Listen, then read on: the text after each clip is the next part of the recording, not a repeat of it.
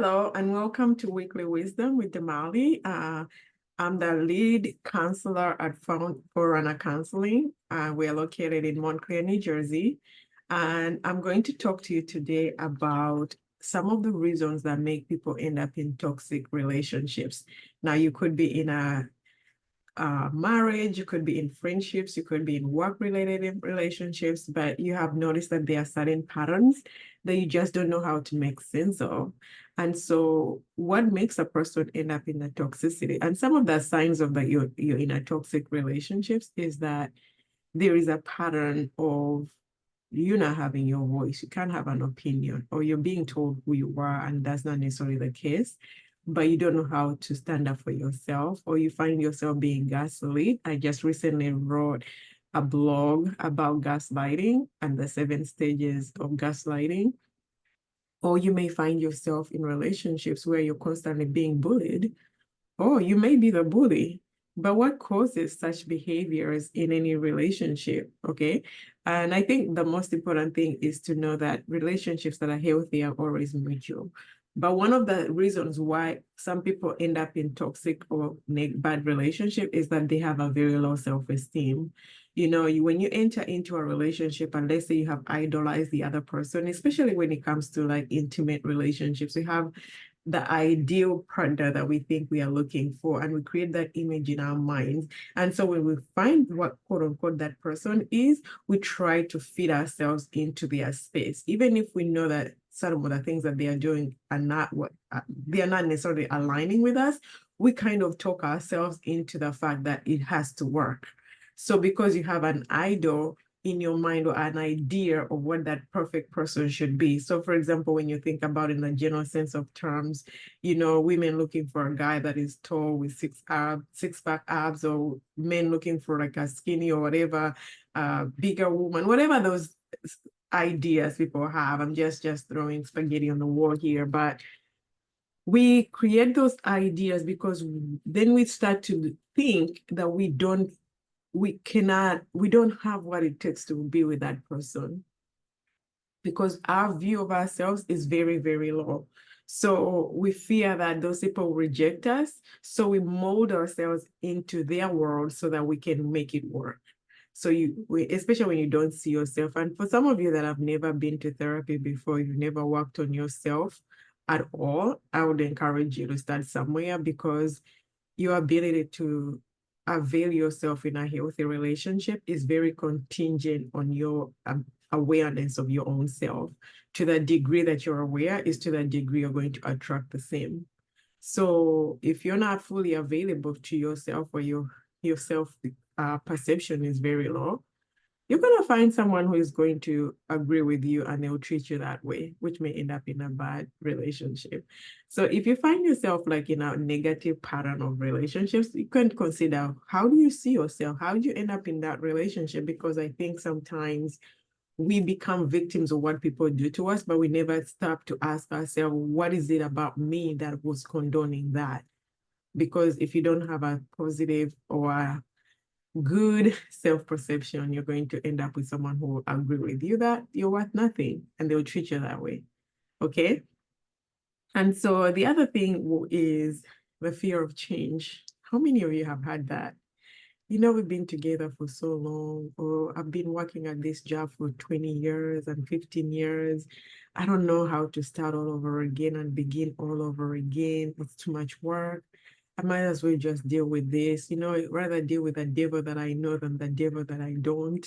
We have all these excuses, but in reality, sometimes you're afraid to change. And that fear of change makes us stay in the bad situation that we're in.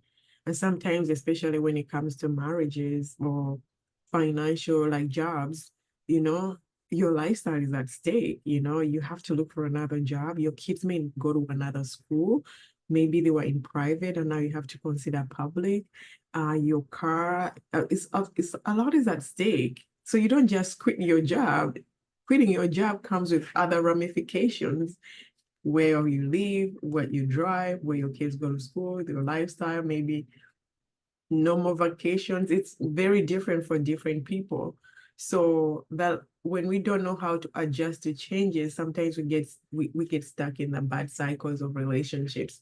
And if it's a marriage, and I think this is where like financial abuse can come in, where a person doesn't has been dependent on their spouse. And because of that, they don't know how to live their lives. I've seen people who don't even know how to drive because their spouses were driving them, that they don't know how to live their own lives. They don't know how to pay bills. They don't know how to pay taxes. They don't know anything. So the concept of living the relationship is not just me walking away from you, but now I have to embrace things that I've never had to deal with my entire relationship, basically. And this has been 10, 15, 20 years.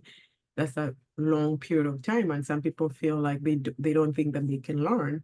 So it's much easier to stay in the same circumstance, even if it's bad, than to start all over again, because change to some people is very difficult, the fear of the unknown, and then some people bond with trauma.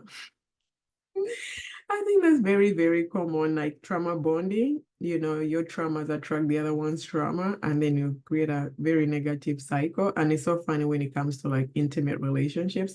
How many of you have heard, I like this person because they are very calm. For me, I'm very all over the place, but he calms me down or she calms me down. And the same thing that you are drawn to when you are dating, when you get married, becomes the thing that drives you apart, right?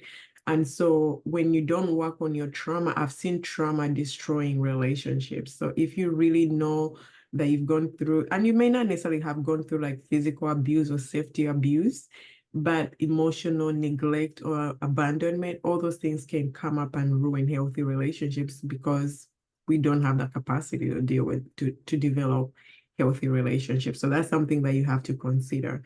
The other thing that people do is some people are very good at manipulating situations, And this is something that I always tell some of my couples that find themselves in bad situations, especially for those of the women who don't have a sense of self. And sometimes culture has made us to believe that you're nothing until you're married, or you're nothing until you have children. Your life is nothing. You can be the president of the United States, but if you're not having if you don't have a husband or wife, you're nothing. You're nothing. And so if you find the person, if maybe this was not something that was always on your mind, but you find yourself that you have to be a part of this, you find yourself being with a person who can easily manipulate you. How many times have you seen brilliant people ending up in bad relationships and you're like, how did that happen? You fall in love and the other person can manipulate you, especially when it comes to drugs and alcohol, for example. Those things, the way they affect the marriage, sometimes it's like the person is devoted to their drug of choice. You're devoted to that person, and that person is not necessarily fully available for themselves. So that means that they're not going to be fully available to you, right? And so people who tend to, let's say, use substances, they'll defend their usage at the expense of their relationship. So you can easily be manipulated. I'm going to stop drinking. I'm going to stop drugging. I'm going to stop doing this when this happens, when that happens. And before you know it, it's been 20, 15 years of doing the same thing, without realizing you're being manipulated, without even realizing that you're being manipulated. And sometimes people don't have support. There are some situations, especially when it comes to I think here in America, where there is so much migrations, sometimes you don't have a support system and you have never had the time. Let's say if you have been in an abusive relationship and you're an immigrant, you don't have family or friends to go to for support.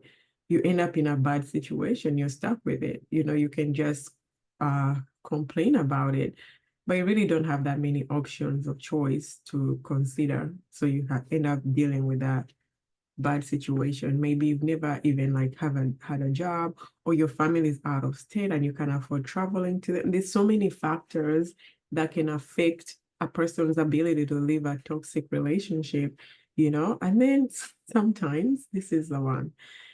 Sometimes you hope the other person will get it together and will be fine.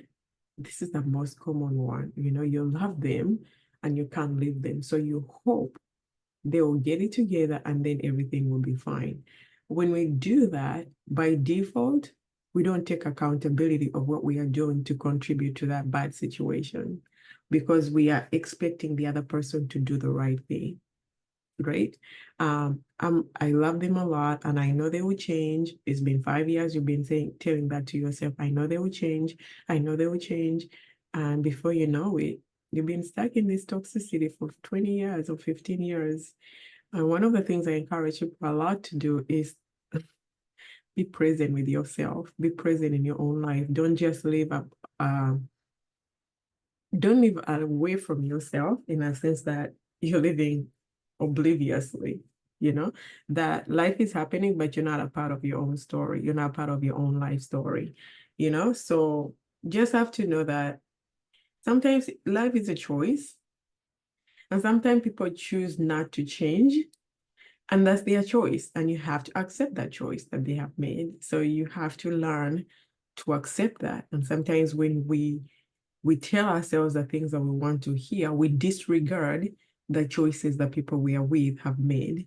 If they consistently disrespect you, disregard you, mistreat you, abuse you, but you tell yourself that they will change. So you don't really even see how your attitude towards the situation is actually contributing to the toxicity of that situation. So yeah, don't hope for the other person to always change. You make the change within yourself. And the last one that I'm going to talk about to you is about like the nature of attachment styles, and I think I hinted some of it when it comes to trauma bonding, is that sometimes, especially people have gone through severe trauma or attachment wounding, the foundational stages of their lives, you're basically in relationship with a 5-year-old or a 2-year-old on an emotional level. They don't have the capacity for others.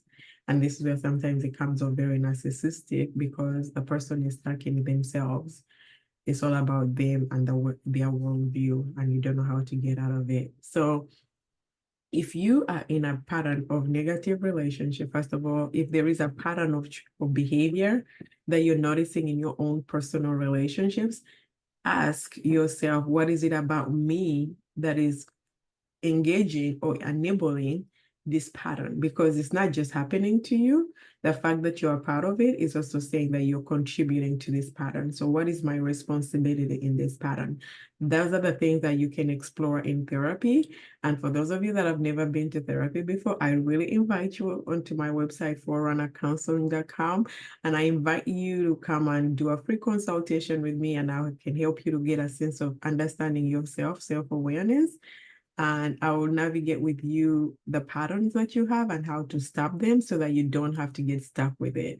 Otherwise, healthy relationships are intentionally built. They don't happen in a vacuum. Sometimes people think that we love each other so much, we can't do that to each other. Human beings change. We do change. The person that you are today may not be the person you'll be 5, 10 days or 15 days or 5 years later. And you don't know what the other person is capable of doing when they change. So don't take your mental health, your emotional well-being, your spirituality for granted. You have to be a participant in your life. So please, I invite you to follow me on my Facebook page and my Instagram, Forerunner Counseling, and also you can subscribe to my channel here with the Marriott Weekly Wisdom.